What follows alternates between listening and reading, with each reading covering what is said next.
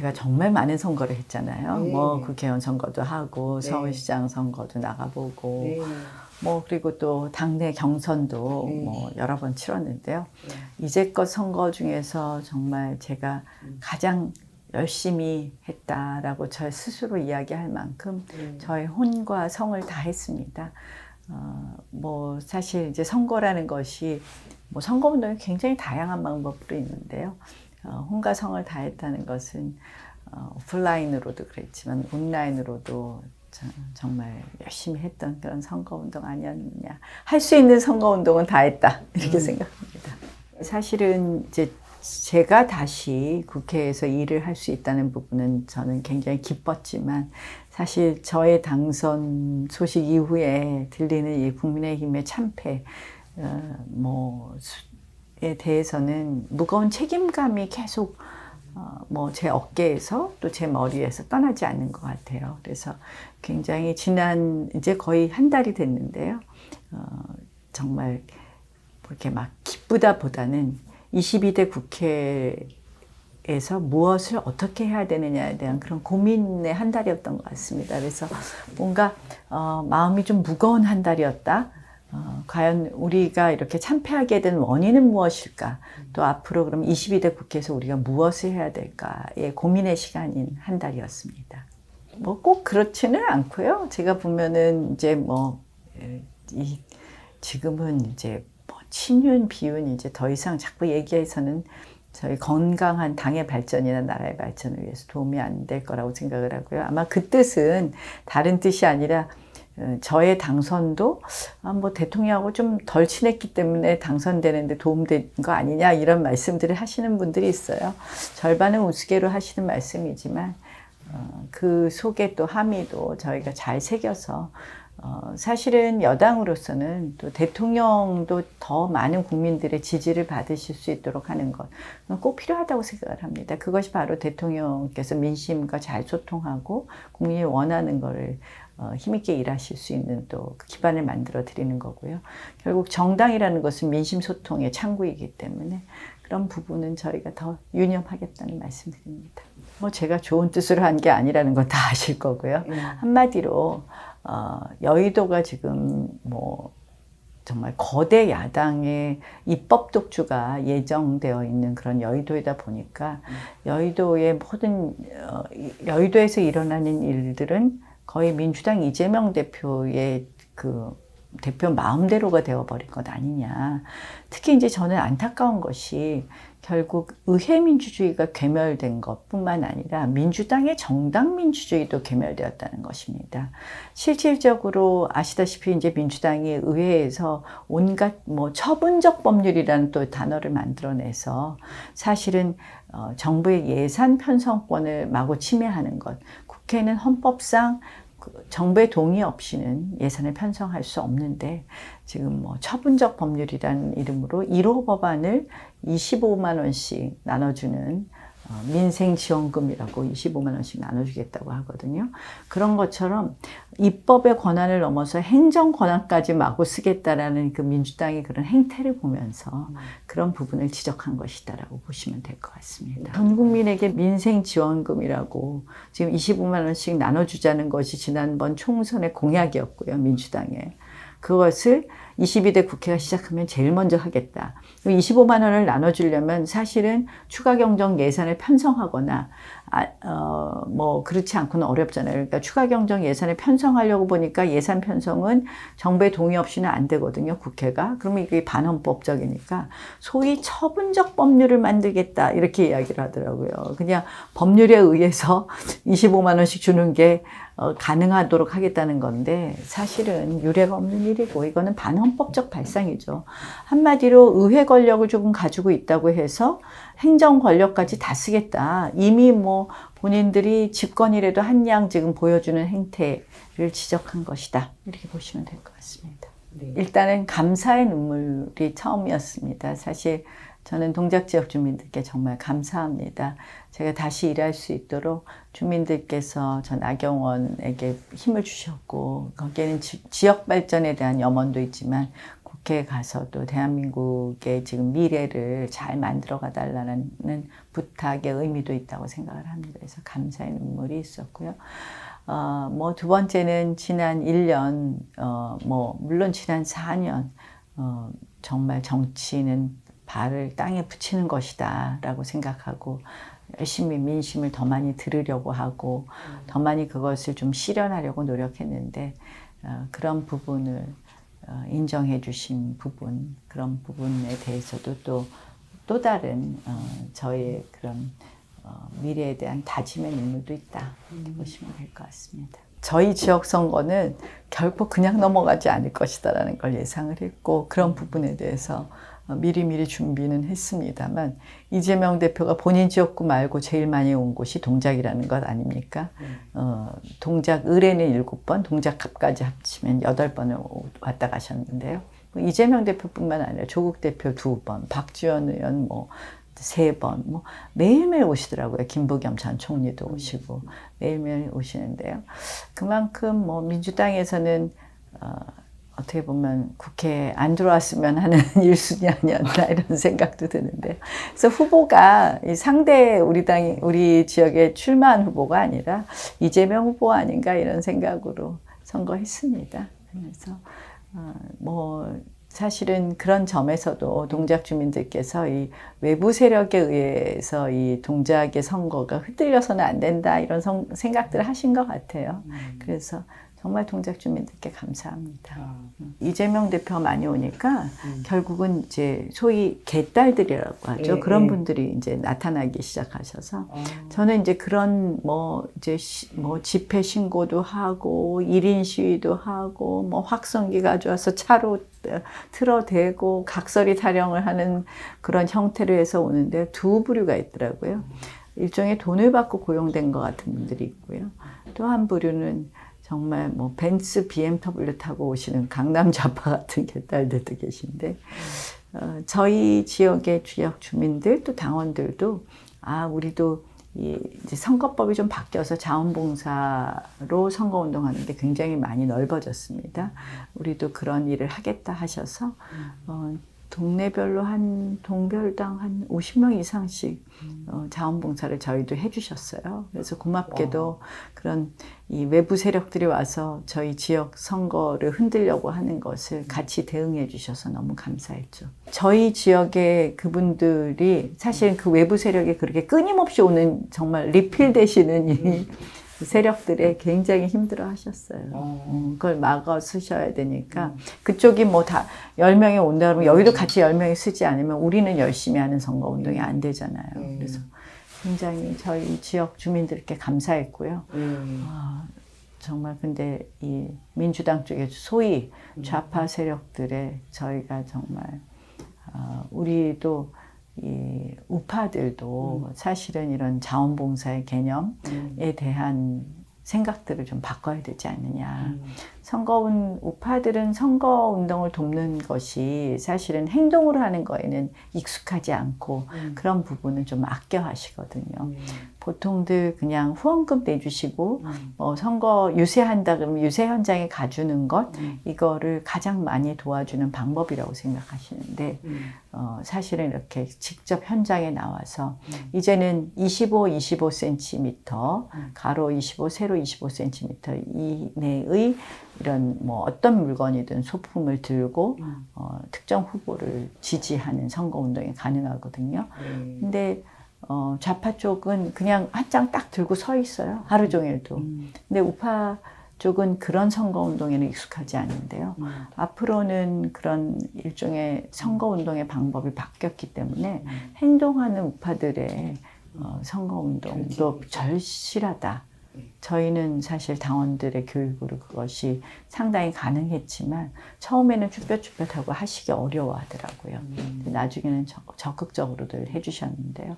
앞으로 선거운동의 방법이 바뀐 만큼 저는 사실은 우리 당원 교육도 그런 면에서 필요하고 시민 교육도 필요하다라고 생각을 합니다. 몇 번 오셨고요. 또 힘이 실린 부분도 있고요. 네, 그렇습니다. 사이는 괜찮으신 거죠? 저는 누구하고도 사이 저는 일방적으로 다 좋게 지낸다고 생각하나. 네. 학습 능력 빠르고 부지런하시고 이번에 와서 고생 많이 하셨어요. 선거운동 돕느냐고. 네. 근데 이제 아무래도 처음 오시다 보니까 지원 유세를 열심히 하셨지만 이제 이 비대위원장이기 때문에 이게 총괄해서 이렇게 움직여야 되는 부분에 있어서는 이제 부족하지 않았느냐 이런 말씀들 하시는 분들이 좀 계신 거죠. 근데 어쨌든 본인으로서 너무 많은 희생과 헌신을 하셨다 이렇게 생각합니다. 이 연대라는 표현은 예전에 김장연대를 생각하기에 해서 별로 적절하지 않은 모습인 표현이라고 생각을 하고요. 왜냐하면 이제 그거는 자연스럽지 않게 특정 후보를 만들기 위한 그런 연대였고요. 뭐 사실 누구하고도 연대는 할 수 있겠죠. 선거를 위해서. 그러나 또 연대와 상관없이 저 스스로 어떤 부분을 저는 이제까지 정치를 하면서 늘 저의 판단의 기준은 국민이었고 국민에게 줄 서는 정치를 하자고 했습니다. 그래서 이 전당대와 관련해서는 결국 지금은 당의 미래를 위한 고민, 국가의 미래를 위한 고민을 해야지 내가 어떤 자리를 가느냐의 고민은 아니라고 생각을 하는데요. 그런 면에서 사실 제 자리에 대해서 고민은 지금 많이 하고 있지 못합니다. 제가 정말 고민 속도가 늦다고 말씀을 늘 드리는데요. 필요하다면 연대나 그런 것과 상관없이 제 스스로 판단해서 출마를 하겠죠. 네. 결국은 민심의 선택을 못 받은 부분이 있기 때문에 민심을 더 잘 읽어야 되고 또 그에 따라서 우리가 변해야 되는 부분, 결국 이제 뭔가 우리의 혁신이 필요하다 이런 이야기를 하는데요. 저는 그런 혁신의 기본이 뭘까 생각을 하면 많이들 무슨 중도로 가야 되고 외연을 확장해야 되고 막 이런 얘기를 하세요. 당연히 그거는 필요한데 그럼 그걸 어떻게 할 것이냐의 부분에 있어서 저는 그동안 어떻게 보면 잊었던 보수의 덕목 이러한 부분을 다시 세워야 되는 것 아닌가 이런 생각을 해요. 무슨 말씀이냐면 보수는 유능하다. 보수는 책임질 줄 안다. 보수는 그래도 용기 있다. 보수는 또 사실 도덕적이다. 이런 이야기를 할 수 있었는데 이러한 부분이 요새 많이 흔들린 것 아닌가 하는 생각을 합니다. 그래서 우리가 더 실력 있는 그런 정책으로 유능함을 보이기도 하고 보수는 사실 어떻게 보면 책임질 줄 아는 게 보수의 가장 중요한 덕목이라고 생각을 하거든요. 잘못된 부분에 대해서는 우리 스스로 책임을 지는 것. 그래서 저는 뭐 선거 끝나고 나서 자꾸 네 탓이요 하는데 네 탓이 아니라 내 탓부터 해야 된다. 내가 부족한 부분은 무엇일까? 저는 사실 어제도 낙선자, 당선자 다 해서 서울시당위원회 회의가 있었는데 죄송합니다 그렇게 말했습니다. 제가 조금 더 여력이 있었으면 다른 지역에 좀 지원이라도 나갔어야 되는데 하지 못한 것에 대해서 죄송하다고 했는데 내 탓이요 하고 책임질 줄 아는 보수. 뭐 이것이 사실은 국정과도 다 관련이 된다고 생각하는데요. 지난번 뭐 조국 사태라든지 이런 걸 거치면서 보수가 더 도덕적이다 이런 생각들을 많이 하십니다. 이런 부분에 있어서 저희가 더 높은 잣대를 들이대자 이런 생각을 하고요. 보수는 용기 있다는 것은 사실은 다소 지금 눈앞에 인기에는 조금 거리가 있어도 우리가 전체적인 국가의 미래 재정 상황이라든지 이런 걸 보면서 포퓰리즘을 단호하게 배격한다든지 또는 보수가 사실은 어떤 애국심으로 북한 문제라든지 이런 안보 문제도 접근한다든지 이런 부분에 있어서 더 용기 있어야 되는 것 아닌가.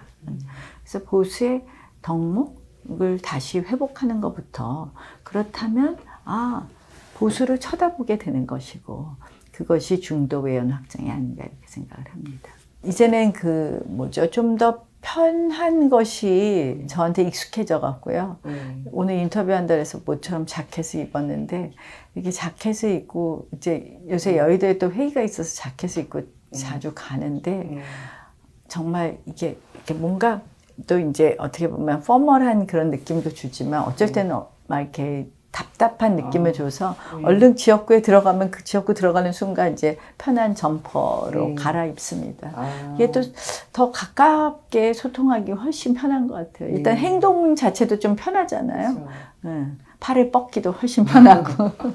그 선거 초반에요. 어떤 어머님께서 저한테 우리 손주가 저를 봤다고 반갑다고 문자를 보내왔어요. 그러면서 문자를 딱 보여주는데 나경원 할머니 봤어 막 이렇게 써있는 거예요. 그래서 내가 처음에 충격이었는데 가만히 생각해 제 친구들이 다 할머니거든요. 왜냐면 이제 제가 조금 얘기가 늦어서 우리 아이들이 아직 혼기가 아직 혼기가 아니지만 제 친구 아이들 다 손주 있고 하니까 그래서 한 이틀 되면서 굉장히 마음이 편해지더라고요. 그래서 이제 경로당에 가면 예전에는 어머님 아버님 그랬는데 이제 언니들이 잘해 주셔야 돼요. 막 이렇게 얘기를 하고 했는데 사실은 제가 이제 그 공약 중에서 아이들이 굉장히 관심이 있는 공약이 좀 있었어요. 교육 공약에 이제 하드웨어와 소프트웨어가 있지 않겠습니까? 소프트웨어는 이제 교육특구 공약이 있었고, 하드웨어는 이제 우리 교육 시설 개선 중에서 학교 운동장을 인조잔디구장으로 바꿔주겠다라는 이런 공약을 했었는데요. 그래서 아이들한테 굉장히 그게 인기가 있었고, 또 아이들에게 이 선거운동가를 미리 좀 유튜브에 올려서 아이들이 많이 서동요처럼 좀 퍼뜨려지면 좋겠다 해서 나동딱이라고 유행가라는 가사를 바꿔서 이거는 또 축구 좋아하는 아이들한테 또 있는 그런 리중딱과 변형된 건데 그걸 폄훼하는 것은 아니고 좋은 의미로 이제 변형해서 한 건데요. 아이들도 그걸 흥얼거리고 하면서 애들한테 점점 제가 인기가 있어졌어요. 그래서 다니면 아이들이 저희 학교도 꼭 인조잔디 해주세요. 막 이렇게 얘기를 했는데, 그래서 나중에 되니까 정말 7살짜리 아이들도 경원이 언니다, 경원이 누나다, 막 이러는 거예요. 그래서 이 나경원 할머니에서 경원이 누나로, 경원이 언니로 바뀌면서 이번 선거에 또 가장 중요한 승인이 될 것 아닌가 이런 생각을 합니다. 애들이 와서 그런 얘기해요. 그렇게 했다고. 어떤 애들은 심각하게 나중에 어른이 되면 꼭 찍어드릴게요. 이런 아이들도 있지만 지금까지 열심히 지금 인사하고 다니고 있고요. 많은 주민들께서 또 응원해 주셔서 너무너무 감사하게 생각하고 있습니다. 예, 지하철 인사도 했고요. 우리 선거 유세차를 타고도 또 인사를 했었습니다. 예. 굉장히 이번 당대표는 막중한 책임을 가지고 있고요. 정말 잘해야 됩니다. 그래서 제가 정치도 이제 저도 20년을 했는데요. 어떤 자리의 욕심은 저는 절대 내서는 안 된다. 그 자리가 제가 자리에 가서 제가 정말 잘할 수 있는 사람인지를 생각해 봐야 되는데요.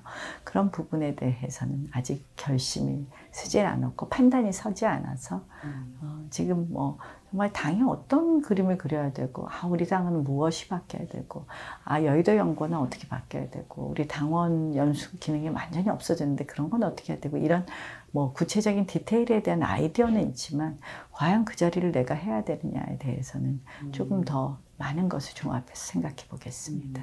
작년에 인구와 제가 이제 저출산고령사회 부위원장을 했었고 또 기후 대사도 했었습니다. 사실 인구 문제와 기후 문제가 대한민국 미래에 너무나 중요한 문제이고 사실은 인구 문제와 기후 문제라는 것이 그 문제를 해결하거나 대응한다는 것이 아니라 그 문제에 따른 여러 가지 변화에 대해서 우리가 미리 준비해야 된다는 것이 중요하고요. 그 준비는 국가 대개조하고도 연관이 됩니다.